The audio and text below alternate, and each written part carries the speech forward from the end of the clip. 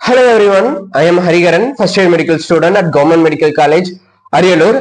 And இந்த வீடியோல cut off பத்தி சில பாயிண்ட்ஸ் கட் ஆஃப் இன்க்ரீஸ் ஆகும், அந்த கட் ஆஃப் எந்த கிரைட்டீரியால இன்க்ரீஸ் ஆக போகுது, தென் இன்க்ரீஸ் ஆகாம இருக்கிறதுக்கு சில சான்சஸ் இருக்கு. அந்த சான்சஸ் என்னென்ன, அப்படி இன்க்ரீஸ் ஆகாம இருந்தாலும் எவ்வளவு எக்ஸ்பெக்டட் கட் ஆஃப் இருக்கலாம் அப்படிங்கறத பத்தி இந்த வீடியோல பாத்திரலாம். அண்ட் அதுக்கு முன்னாடி நம்ம நீட் 2024 எக்ஸாம் ரிசல்ட் வந்ததுதான். வந்ததுக்கு அப்புறம் ஒரு நீட் ஆஸ்பிரன்ஸ் கூட நிம்மதியா தூங்கி இருக்க முடியாது, நிம்மதியா மூச்சு கூட விட்டு இருக்க முடியாது. ஏன்னா அவ்வளவு சர்ச்சைகள். ஒவ்வொரு டைமும் நானுமே நீட் முடிச்சு வந்து இவ்வளவு நாள் ஆகும், இப்ப நீட் சேனல்ஸ் எதுவுமே நான் பெருசா ஃபாலோ பண்றது இல்ல. பட் ஸ்டில் எனக்குமே ஒவ்வொரு டைம் ரெஃப்ரெஷ் பண்ணதுமே எனக்கு நீட் பத்தி ஏதோ ஒரு புது விஷயம், ஸ்கேம் நடந்துருச்சு, அது நடந்துருச்சு, இது நடந்துச்சுன்னு ஏதோ ஒரு விஷயம் அப்டேட் ஆயிட்டு தான் இருக்கு. அப்ப நீட் ஸ்டூடெண்ட்ஸ் இதை பத்தியே ஃபுல்லா சர்ச் பண்ணிட்டு இருக்கவங்க, தேடி தேடி என்ன நடக்குதுன்னு பார்த்துட்டு இருக்க ஸ்டூடெண்ட்ஸ்க்கு எவ்வளவு நியூஸ் கிடைச்சிருக்கும், அதை பத்தி எவ்வளவு பயந்துருப்பீங்க அப்படின்னு என்னால புரிஞ்சிக்க முடியுது. ஃபர்ஸ்ட் ஆஃப் ஆல் அது எல்லாத்தையுமே முதல்ல ஒதுக்கி வைங்க.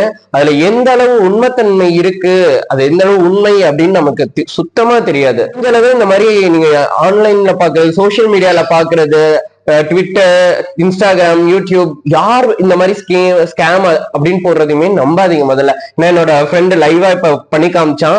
ஜஸ்ட் ஒரு லேப்டாப், ஒரு போன் இருந்தா போதும், யாருமே இல்லாத ஒரு சேட்டை இந்த மாதிரி மெசேஜ் அனுப்புனாங்க, இந்த மணிக்கு அனுப்புனாங்க, இப்படி அனுப்புனாங்க அப்படின்னு மாத்த முடியும் அப்படிங்கிறத.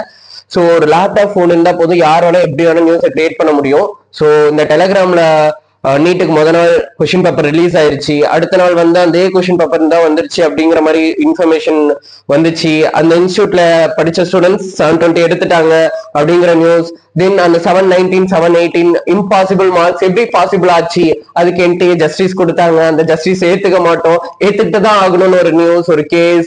ஸோ திரும்புற பக்கம்லாம் ரீசெண்டா கூட கண்டினியூஸா ஒரு 6 பீப்புள்ஸ் 720 எடுத்திருக்காங்க. அது ஒரே எக்ஸாம்ல அடுத்தடுத்து உட்கார்ந்து எழுதின ஸ்டூடெண்ட்ஸ். எப்படி இது பாசிபிள்? தென் 50 lakhs 30 lakhs அரௌண்ட் கொடுத்து நீட் கொஸ்டின் பேப்பர் முதல் நாள் வாங்கியிருக்காங்க. இப்படி இவ்வளோ நியூஸ் நீட் பத்தி, என்டிஏ நம்ப மாட்டோம், பிளாக் டே ஃபார் நீட் அப்படின்னு எவ்வளோ நியூஸ். ஸோ இந்த சேனலை பாக்குற ஸ்டூடெண்ட்ஸ், இது எத்தனை பேருக்கு போய் ரீச் ஆகும்னு தெரியல, பட் இதை பாக்குற ஸ்டூடெண்ட்ஸ் உங்களுக்கு தெரிஞ்ச நீட் ஆஸ்பிரன்ட்ஸ்க்கும் சொல்லுங்க. என்ன பண்ணா இது எதையுமே முதல்ல நம்பாதீங்க. இது எதுவுமே உண்மையா இருக்கிறதுக்கான பாசிபிலிட்டி ரொம்ப ரொம்ப ரொம்ப கம்மி தான். சோ இது உண்மையோ பொய்யோ அது நமக்கு தேவையும் இல்லை. நமக்கு தேவை ஒரே ஒரு கவர்மெண்ட் சீட். அதுக்காக தான் இவ்வளவு எஃபோர்ட் போட்டோம், அது நமக்கு கிடைக்கும். அதுக்கு இப்ப நம்ம என்ன பண்ணோம், அதுக்கான விஷயங்கள் என்ன, அதுக்கான வழி என்ன அப்படிங்கிறத பார்த்துட்டு தான் நம்ம போகணுமே தவிர இந்த மாதிரியான விஷயங்களை பத்தினா யோசிக்காதீங்க.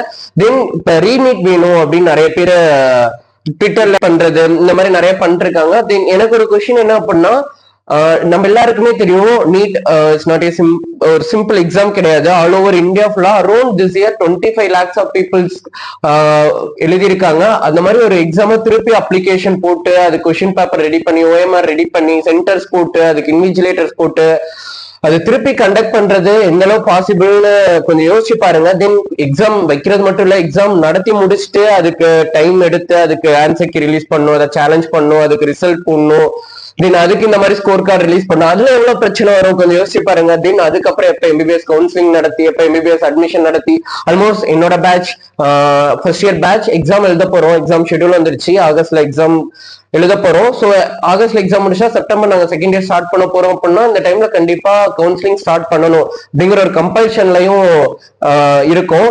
ஸோ இந்த டைம்ல இன்னொரு நீட் வச்சு எப்படி இன்னொரு கவுன்சிலிங் வாய்ப்பு ரொம்ப கஷ்டம். சொல்லும் போதே எனக்கு மூச்சு வாங்குது. ஸோ பி ப்ராக்டிக்கல், நம்ம ப்ராக்டிக்கலா யோசிக்கணும். இன்னொரு தடவை நீட் கண்டக்ட் பண்றதுன்னா ரொம்ப கஷ்டம், பாசிபிளே இல்லைன்னு தான் சொல்லணும். ஸோ இப்ப இருக்க இந்த சிச்சுவேஷன்ல நம்ம என்ன மார்க்குள்ள இருந்தா நம்ம சேஃப் அப்படிங்கிற ஒரு விஷயம் எல்லாருக்குமே ஒரு பெரிய பயத்தை ஏற்படுத்திட்டு இருக்கு. என்னோட லாஸ்ட் டைம் போட்ட நீட் ரிசல்ட் வந்துருச்சுங்கிற வீடியோக்குள்ளேயும் நிறைய ஸ்டூடெண்ட்ஸ் வந்து இந்த மார்க்குக்கு இந்த கவர்மெண்ட் காலேஜ் கிடைக்குமா, லாஸ்ட் இயர் வரையிலுமே நானுமே இந்த மார்க்குக்கு இந்த காலேஜ் கிடைக்குமா, இந்த மார்க்குக்கு இந்த காலேஜ் கிடைக்குமா அப்படிங்கிற கமெண்ட் தான் நிறைய யூடியூப் வீடியோக்குள்ள பாத்திருக்கேன் நானு.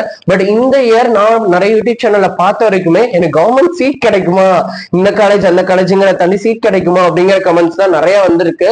ஏன்னா இந்த தடவை யாருமே எதிர்பார்க்காத அளவு மார்க்ஸ்ல அவ்வளவு சேஞ்சஸ், தென் ரேங்க்ல அவ்வளவு சேஞ்சஸ் யாருமே எதிர்பார்க்கல இவ்வளவு வரும்ட்டு. எனக்குமே ரொம்ப ஷாக்கிங் ரிசல்ட்டை பார்த்ததுக்கு அப்புறம். அண்ட் ஃபர்ஸ்ட் ஆஃப் ஆல் என்னோட கங்க்ராச்சுலேஷன் தமிழ்நாடு ஸ்டூடெண்ட்ஸ்க்கு. ஏன்னா 2016ல ஃபர்ஸ்ட் டைம் நீட் வந்தப்ப மிகப்பெரிய பிரச்சனைகள் வந்தது. நிறைய பேர் சூசைடு, அனிதா கேஸ் கூட நம்ம எல்லாருக்குமே இன்னுமே ஞாபகம் இருக்கும். நானும் அரியலூர்ல தான் படிக்கிறேன். அரியலூர் மெடிக்கல் காலேஜோட ஆடிட்டோரியமே அனிதா நினைவு அரங்கம் தான் அப்படின்னு தான் இருக்கும். ஸோ அந்த மாதிரி பெரிய பெரிய சர்ச்சைகள் வந்தது. நிறைய பேர் சூசைட் பண்ணிட்டாங்க. ஸ்டில் இந்த வருஷம் நீட் 2024 நீட் எழுதுறதுக்கு முன்னாடியும் ஸ்டூடெண்ட்ஸ் கமிட்டட் சூசைட் அப்படின்ட்டு நியூஸ் வந்துச்சு. நீட் எக்ஸாமுக்கு 1 வீக் முன்னாடி வரைக்குமே. ஸோ பட் குறைஞ்சிருக்கு. I am happy with that. அப்ப இருந்ததுக்கு இப்ப குறைஞ்சிருக்கு அப்படின்னு நினைக்கும் எனக்கு ரொம்ப சந்தோஷமா இருக்கு. தென் இதுக்கு காரணம் என்ன, இவ்வளவு மார்க் இன்க்ரீஸ் ஆயிருக்கு அப்படின்னு யோசிக்க நினைச்சோம் அப்படின்னா, first thing people get award. பீப்புள்ஸ்க்கு அவேர்னஸ் வந்துருச்சு. ஸ்டூடெண்ட்ஸ்க்கு இதை படிக்கணும், இப்படி படிக்கணும், இதை படிச்சுட்டா இப்படி படிச்சுட்டா மார்க்கும் வந்துடும் அப்படிங்கிற அவேர்னஸ் வந்துருச்சு, கிளாரிட்டி வந்துருச்சு. ஸோ ஸ்டார்டிங்ல நீட் எக்ஸாம் பத்தி ஒரு கிளாரிட்டி இல்லை. இந்த எக்ஸாம் ஐயோ கஷ்டமா தான் இருக்கும் அப்படிங்கிற ஒரு பயம் மட்டும் தான் இருந்தது. பட் இப்ப பயம் யாருக்கும் இல்ல, கிளாரிட்டி தான் நிறைய இருக்கு. தென் கோச்சிங் இன்ஸ்டியூட் அதுவும் ஒரு பெரிய ரோலை பிளேஸ் பண்ணுது நமக்கு நீட் ஸ்கோர்ஸ்ல.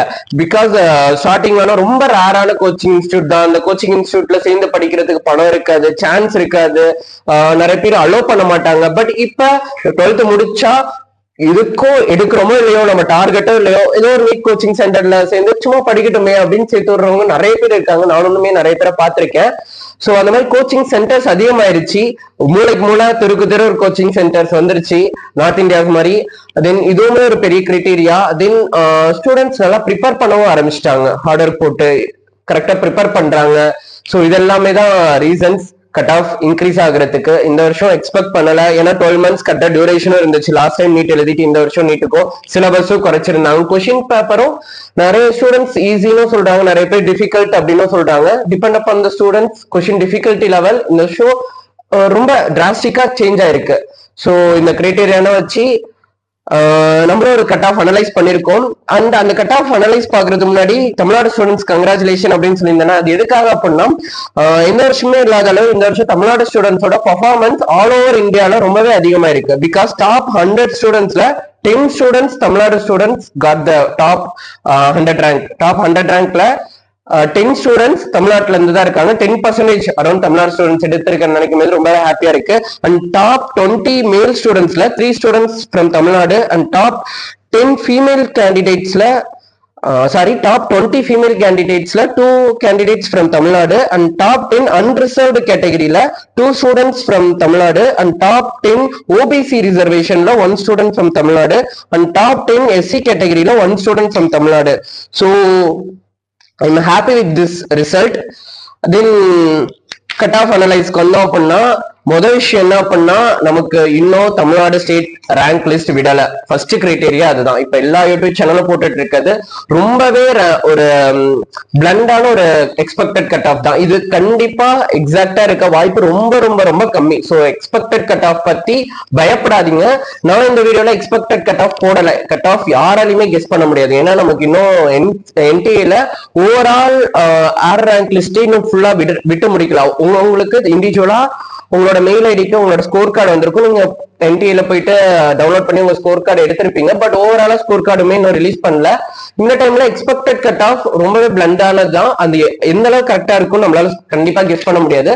சோ நான் இந்த வீடியோல சொல்ல போற விஷயம் என்ன அப்படின்னா, இந்த மார்க்குக்கு மேல இருந்தா நீங்க ஒரு சேஃபஸ்ட் ஜோன்ல இருக்கீங்க. சேஃபர் ஜோன் இல்ல, சேஃபஸ்ட் ஜோன்ல இருக்கீங்க. அது அந்த மார்க்கு மேல இருந்தீங்கன்னா நீங்க நிம்மதியா போய் இன்னைக்கு படுத்து தூங்குங்க, சந்தோஷமா இருங்க, உங்க சீட்டு உறுதி. அந்த மார்க் கம்மியா இருக்க ஸ்டூடெண்ட்ஸ் கவலைப்படாதீங்க. தமிழ்நாடு ரேங்க் லிஸ்ட் விட்டதுக்கு அப்புறம் திருப்பி நம்ம யூடியூப் சேனல்லையும் ஒரு கட் ஆஃப் அனலைஸ் வீடியோ போடுவோம். கட் ஆஃப் அனலைஸுமே நம்பாதீங்க. நான் சொல்ற விஷயம் தான். யார் வேணா கட் ஆஃப் போடட்டும், போடாம இருக்கட்டும், எதுவுமே நம்பாதீங்க. முதல்ல தைரியமா இருங்க, நமக்கு சீட் கிடைக்கும் அப்படிங்கிற கான்பிடென்ட்டோட இருங்க. சரி, ஓகே, ரொம்ப நேரம் இந்த வீடியோ இழுக்க வேண்டாம், டக்குனு இந்த கட் ஆஃப் சொல்லி முடிச்சிடலாம்.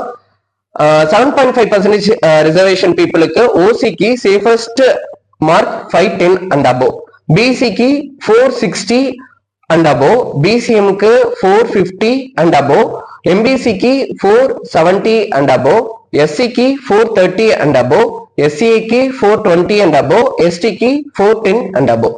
ஸோ இது 7.5 ரிசர்வேஷன் பீப்புளுக்கு தான் எம்பிபிஎஸ் சீட் மட்டும்தான்.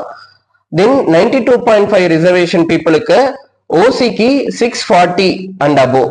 சேஃபஸ்ட் ஸ்கோர் தான் நம்ம சொல்றோம். எக்ஸ்பெக்டட் கட் ஆஃப் கூட கிடையாது. இது சேஃபஸ்ட் ஸ்கோர். இந்த மார்க்குக்கு மேல இருந்தீங்கன்னா கண்டிப்பா உங்களுக்கு சீட். அண்ட் இந்த மார்க்கை நம்ம எந்த பேசிஸ்ல அனலைஸ் பண்ணோம் அப்படின்னா அதையும் நான் கண்டிப்பா சொல்லி ஆகணும். பிகாஸ் நமக்கு இன்னும் தமிழ்நாடு ஸ்டேட் ரேங்க் லிஸ்ட் விடல.